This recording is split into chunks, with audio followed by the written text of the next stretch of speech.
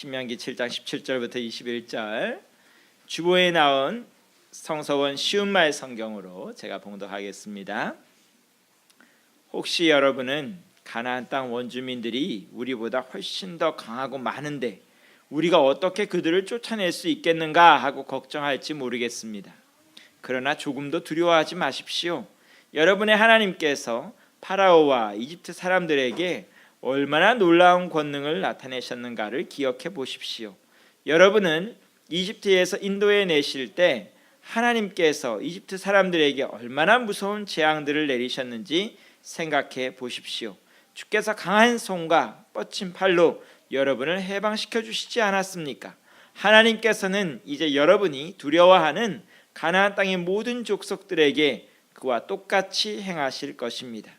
여러분의 하나님께서는 그들에게 말벌을 보내셔서 여러분을 피해서 살아남은 자들을 모조리 죽이실 것입니다. 그들을 두려워하지 마십시오.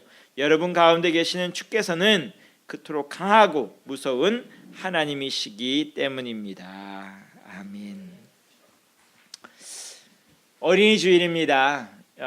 사실은 어린이 주일 했을 때 우리가 흔히 어린이라고 말하면 초등학생들까지를 생각을 하죠. 그래서 어린이 주일만 되면 그 이상 되는 사람은 다 왕따 되는 분위기가 되는, 또는 거꾸로 어린이 주일이라고 하면서 어린이들이 주인공이 되고 그 아이들에게 기쁨을 주는 주일이 되기보다 어린이들을 막 닥달해 가지고 재롱잔치 만들고 더 괴롭게 만드는 그런 우를 범하기도 하고 좀 복잡한 주일입니다.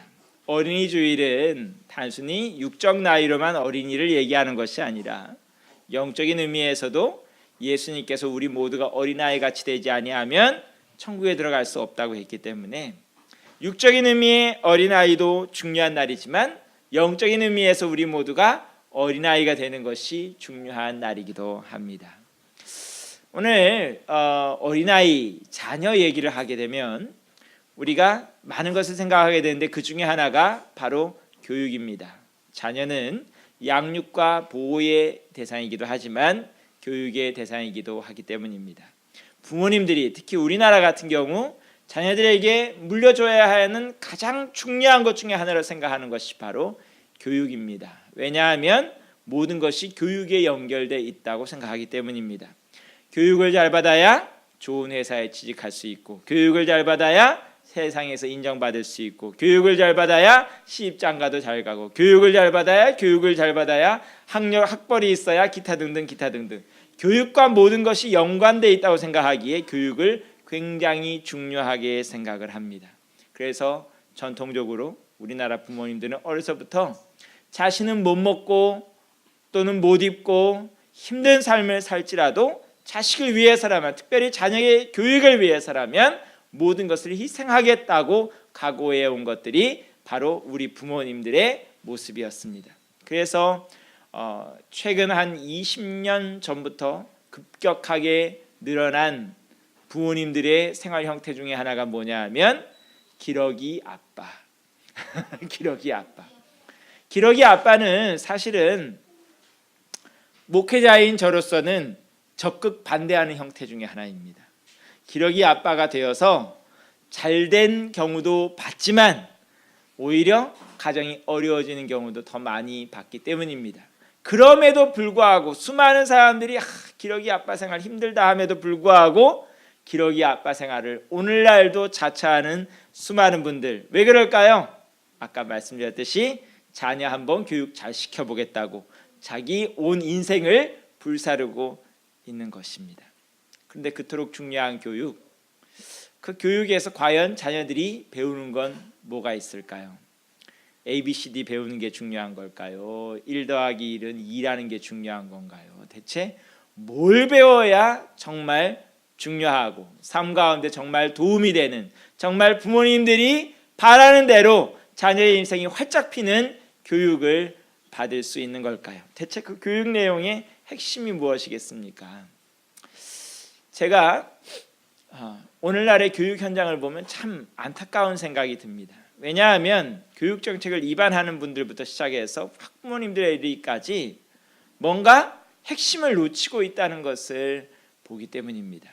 요즘에 교육 정책 중에 하나가 바로 학생 인권입니다. 그래서 학교에서 폭력이 사라지게 하는 것, 단순히 학생들 간의 폭력만이 아니라 교사와 학생들 간의 폭력이 사라지게 하는 것이 중요한 목표 중에 하나입니다. 그래서 각종 인권 조례도 생기고 여러 가지 방향에서 학교 내에서 교사와 학생들 간의 폭력을 줄이겠다고 합니다.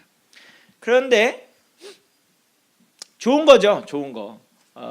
저희 때만 하더라도 제대로 맞고 자란 세대이기 때문에 저도 아직 기억하는 게 제 중학교 때 저를 가르친 담임 선생님 중에 한 분이 체육 선생님이셨습니다. 그것도 체육 선생님도 그냥 체육이 아니라 하키를 가르치는 선생님. 우리를 향하여 내뻗으신 사랑의 매는 보통 분들의 사랑의 매와 달랐습니다. 보통 분들의 사랑의 매는 가늘고 긴 막대기였지만 저희를 사랑해 주신 선생님은 하키채였기 때문입니다. 하키채로 맞아 봤어야 하키채가 얼마나 아픈 줄 알죠. 요즘에 골프채, 글쎄 제가 골프채로 말아보지를 않아서 더 아프다 안 아프다를 말할 수는 없겠지만 보통 막대기하고는 다릅니다. 그렇게 맞고 자란 세대이기에 폭력이 나쁘다는 거 잘 알고 있습니다. 그런데 폭력이 그럼 그때보다는 많이 사라진 요즘 학생들은 그럼 학교가 즐겁고 행복하고 바람직한 학교 생활이라고 할 수 있을까요? 폭력이 사라지는 거 분명히 중요한 문제고 교사들이 정말 사랑의 마음으로 체벌하기보다 자기 감정을 못 이겨서 매질해 대는 것 분명히 나쁜 일입니다. 그런데 폭력 자체가 교육 문제의 핵심이 아닙니다.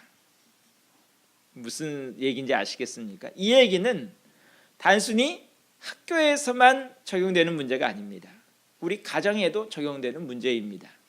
최근에 국회 본회의를 다 통과하고 국무회의까지 다 통과해서 9월 달부터 시행될 법안 중에 하나가 뭐냐면요, 아동 학대에 대한 법안이 개정된 것이 이제 발효가 될 것입니다. 그 내용이 뭐냐 하면요, 아동들에게는 어떠한 신체적이나 정신적인 고통을 가해서는 안 된다는 소리입니다. 이것이 제대로 시행되면 어떻게 되느냐? 부모님들도 자녀들에게 체벌도 가할 수가 없고 폭언도 할 수가 없습니다. 만일에 그렇게 되면 자녀가 신고하면 여러분들 좀 더 큰 집에서 살아야 됩니다.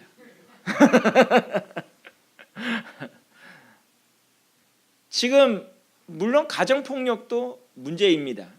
부모들이 아까 말씀드린 똑같은 원리에서 자기 감정 못 이기고 자녀들을 정말 사랑해서가 아니라 감정 못 이겨서 학대를 하고 폭력행하는 것 잘못된 것입니다. 그런데 체벌을 못하게 하고 폭력을 사라지게 하는 것 자체가 교육의 핵심이 아니란 소리입니다. 만일에 그것 자체가 본질 자리에 돌아오게 되면 어떤 사태가 벌어지는가? 요즘 학교에서 그런 학생 인권을 강조하다 보니까 선생님들 어떻게 할까요? 학생들에 대한 관심을 떼어버리는 경우가 많습니다. 조금만 잘못하면 학생들이 스마트폰으로 찍어서 신고해버리니까 그거 안 하기 위해서 어떻게 해요? 수업을 하든 말든 얘네들이 놀든 말든 뭘 어떻게 행하든 관심 떼어버리는 겁니다. 그럼 어떻게 되는 거예요? 다 서로가 서로 손해보는 겁니다. 가정에서도 마찬가지죠. 지금 아동학대에 대한 법안이 통과돼서 야, 얘 잘못 건드리면 좀 더 큰 집에서 살아야 돼. 그 생각하면 어떻게 돼요? 얘가 맛있는 걸 영양 있는 걸 먹든 말든 학교 숙제를 하든 말든 다 관심 떼어버리는 거죠. 그렇죠? 부모 자식 간이 서로 견제하는 대상이 되고 감시하는 대상이 되는 거죠. 그것이 핵심이 아니란 말입니다. 핵심이 뭘까요? 바로 신뢰입니다. 교사가 학생을 체벌한다고 해서 학생들이 무조건 반발하지 않습니다. 어떨 때 반발할까요? 신뢰가 깨졌을 때 반발하는 겁니다. 정말 선생님이 나를 사랑하셔서 정말 나 잘 되라고 나에게 매질하시는 거구나 하는 걸 확신이 있는 학생들은 맞으면서도 감사하게 되어 있습니다. 그렇지만요, 교사에 대한 신뢰가 깨진 학생들은 교사가 안 때려도 교사가 밉습니다. 똑같은 거죠. 가정 내에서도 정말 내 부모님이 날 사랑하셔서 나 잘되라고 지금 나한테 회초리 드시는구나 생각하면 부모님 스마트폰으로 찍어서 고발 안 합니다. 하지만 나를 매질하지 않아도 나 사달라는 거 되려 다 사주고 먹는 거 먹고 싶은 거 다 먹여줘도 부모님이 나에 대해서 관심이 없구나, 날 정말 사랑하지 않는구나 라는 생각이 들면 부모님이 왼수가 되는 겁니다. 정말 교사든 부모든 자녀에게, 가르치는 대상에게 신뢰를 심어주는 것이 중요하다, 이 소리입니다. 대체 어떻게 하면 신뢰를 심어줄 수 있을까요? 정말 내가 너를 사랑하는 거야 하는 거, 그 신뢰를 어떻게 하면 심어줄 수 있을까요? 다 정신과 찾아가서 상담해요? 아니면 뭐 부모 자녀 간에 이런 그런 캠프들도 많이 있잖아요. 캠프들 찾아가요? 어떻게 하면 그런 신뢰를 회복할 수 있을까요? 가정뿐만 아니라 학교뿐만 아니라 온 사회가 지금 신뢰를 잃고 서로가 서로를 불신하고 미워하고 서로를 의심하는 이런 사회 가운데서 정말 어떻게 하면 신뢰를 심어줄 수 있을까요? 신뢰를 심어주는 방법 중에 하나가 바로 바른 가치관을 심어주는 것입니다. 대체 가치관과 신뢰가 무슨 상관이 있을까? 바른 가치관을 심어주게 되면 삶에 바른 태도가 생기게 되고, 바른 태도와 생각을 가지게 되면 결국 그 삶 가운데서 바른 길을 걸어가게 되고, 부모님 말씀이 맞는구나, 교사의 말이 맞는구나를 깨달으면서 부모님의 가르침에 대해서, 교사의 가르침에 대해서 순응하게 될 수 있기 때문입니다. 부모님의 말씀이, 선생님의 말씀이 옳다는 걸 체험을 해야 신뢰가 생긴다, 이 소리입니다. 그럼 뭐가 옳은 교육의 내용인가요? 오늘 얘기가 꼬리에 꼬리를 무는 퀴즈 같은 설교를 하고 있죠. 자, 오늘날 이 세상이 가르치는 것 중에 하나가 바로 운명론입니다. 과거에도 운명론이 있었죠. 과거의 운명론은요, 좀 종교적인 의미의 운명론이었습니다. 하늘이 또는 하나님이 또는 신이 모든 것을 다 정해놓았기 때문에 우리가 할 수 있는 일은 별로 없어. 그래서 나온 게 뭘까요? 사주팔자입니다. 사주팔자 뭐 하는 거예요? 가면은 저는 어떻게 하는 건지도 몰라요. 맨날 이거 하고 있죠. 맨날 이거 하는데 이거 맞춰보고서는 뭐 하라 그래요?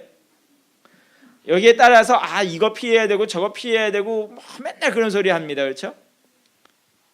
그런데요, 최근에 나온 기사 중에 하나가 뭐냐면요, 요즘 관상 보는 사람들이 엄청 괴롭대요. 왜 괴로울까요? 성형수술을 너무 많이 해가지고 관상을 대체 제대로 볼 수가 없대요. 대체 얘에 맞는 제대로 된 관상과 사주팔자가 뭔지는 모르겠대요. 하도 계명도 많이 하고, 계명도 많이 하잖아요. 별거 다 하니까 어떻게 볼 수도 없대요. 그런 의미의 운명론이었거든요. 근데 요즘 가르치는 운명론은요, 좀 차원이 다른 운명론이에요. 첫째, 사회적인 운명론이 있습니다. 사회적인 운명론은 뭘까요? 이제는 잘 살고 잘 나가려면 좋은 부모 만나야 되고 뭔가 기본적으로 세팅이 돼 있어야 잘 나갈 수 있는 거야. 사회적인 운명론입니다. 그래서 계속 사회에서 가르치는 게 뭐예요? 부익부 빈익빈 현상이 일어난다 하면서 잘 사는 집안에서 좋은 교육 받는 사람 나오고 잘 나가는 사람 나오고 훌륭한 사람 나오고, 못 사는 집에서는 뭐래요? 계속 교육도 못 받고 못 사는 사람 나오고 인격도 망가지고 기타 등등 모든 게 네가 어떤 가정에서 어떤 사회적 환경에서 태어났냐에 달려있어 라는 운명론이 우리를 짓누르고 있습니다.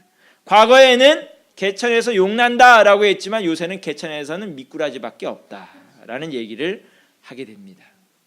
자녀들에게 오늘도 이런 운명론이 꽉 박혀 있습니다. 그런가 하면 오늘 제가 주보에서 소개해 놓은 운명론은요, 또 다른 차원의 운명론이에요. 현대 과학이 말하는 운명론, 최근에 나온 책 중에 하나입니다. 우리는 우리 뇌다. 이게 뭔 소리야? 우리가 우리네라니? 이 얘기는요, 이 글을 쓴 사람은 과학자입니다. 신경생물학과 교수죠. 세계적으로 유명한 교수고요. 많은 과학적인 책을 썼습니다. 특히 신경과학에 대한 책들을 많이 쓴 교수인데요. 이 사람이 주장하는 건 뭐냐면요, 우리의 모든 것은 기본적으로 엄마 뱃속에서 결정된다.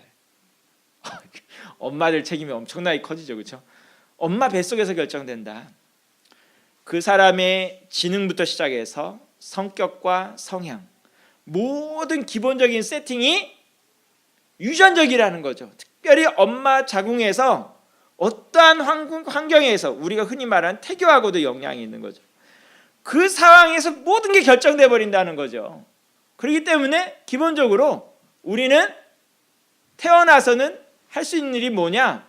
그 모든 세팅을 인정하는 것. 아, 나는 요 모양 요 꼴로 태어났구나.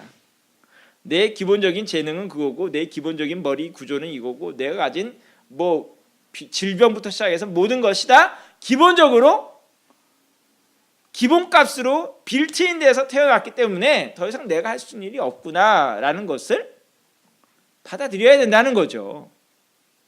이것도 운명론입니다. 더 이상 할 수 있는 게 없는 거죠. 과연 우리 인생은 그런 걸까요? 어떤 면에서 완전 무시할 수는 없지만 아까도 말한 사회적인 운명론도 어쩔 수 없고, 뭐 좋은 환경에서 태어난 사람이 유리한 고지에서 시작한다는 건 맞는 얘기죠. 그리고 좋은 태교를 받은 태아가, 좋은 유전적 기질을 가진 태아가 사회에서 성공할 확률이 높아지는 것도 어느 정도는 사실이겠죠. 그래서 요즘 나오는 얘기 중에 하나가 뭐예요? 많은 윤리적 논란을 벌이고 있는 것 중에 하나가 바로 맞춤형 아기입니다. 맞춤형 아기가 뭘까요? 생명공학에서 아기가 가지고 태어날 모든 유전자들을 미리 조작하는 겁니다. 조작해서 완벽한 인간을 만들어내자는 거죠. 다 이런 운명론에서 나온 이야기입니다. 과연 그렇게 슈퍼맨으로 모든 게 완벽한 인간으로 태어나면 과연 그 삶은 행복하겠는가? 성경은 그것이 핵심이라고 가르치지 않습니다. 사회적 환경 중요하고 유전적인 것도 다 중요하지만 그것은 일부일 뿐이고 그것이 핵심이 아니라고 가르칩니다. 핵심은 뭐라고 가르칠까요? 핵심은요, 하나님께서 우리와 함께 하시느냐 아니하시느냐가 핵심이라고 가르칩니다. 오늘 이 성경에 나온 내용은, 우리가 읽은 신명기는 모세가 가나안 땅에 들어가기 전에 이스라엘 백성들에게 미리 교육을 시키는 겁니다. 무슨 교육을 시킬까요? 지금 모세가 훈련시키는 이 대상자들은 출애굽 2세대입니다.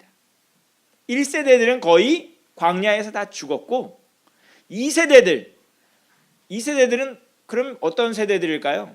이집트도 약간 아리까리하고 잘 모르고, 그렇다고 가나안 땅도 잘 모르겠고, 광야에서 40년 동안 뺑뺑이만 열심히 돈 세대들, 광야밖에 모르는 세대들. 그렇지만 그 광야에서 만나도 먹었고 구름기둥과 불기둥도 보았고 하나님께서 함께 하시는 것을 본 세대들, 이 세대들에게 가나안 땅에 들어가려면 어떻게 해야 되겠는가를 가르치는 것입니다. 가나안 땅에 들어가려면 어떻게 해야 된다고 가르쳤을까요? 다른 거 없습니다. 따라해 볼까요? 하나님께서 나와 우리와 함께 하신다. 이거 하나 가르쳐 줬습니다. 너희 부모님들 이집트에 있을 때 어떻게 나온 줄 아니?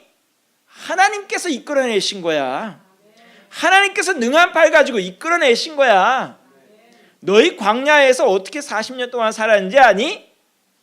여기 의리 공장도 없고 밥 공장도 없고 너희들이 살 방법이 전혀 없었어. 하지만 하나님께서 지금까지 다 키워오시고 먹이시고 입히신 거야. 그 하나님께서 어떻게 하신다고 가르쳤을까요? 이제 너희가 들어갈 가나안 땅에도 함께 해주실 거야. 우리 하나님은 어떤 하나님이라고 했을까요? 오늘 우리 성경 번역 보면 21절 보면 다 같이 한번 읽어볼까요? 시작. 그들을 무서워하지 마십시오. 여기 그들은 누굴까요?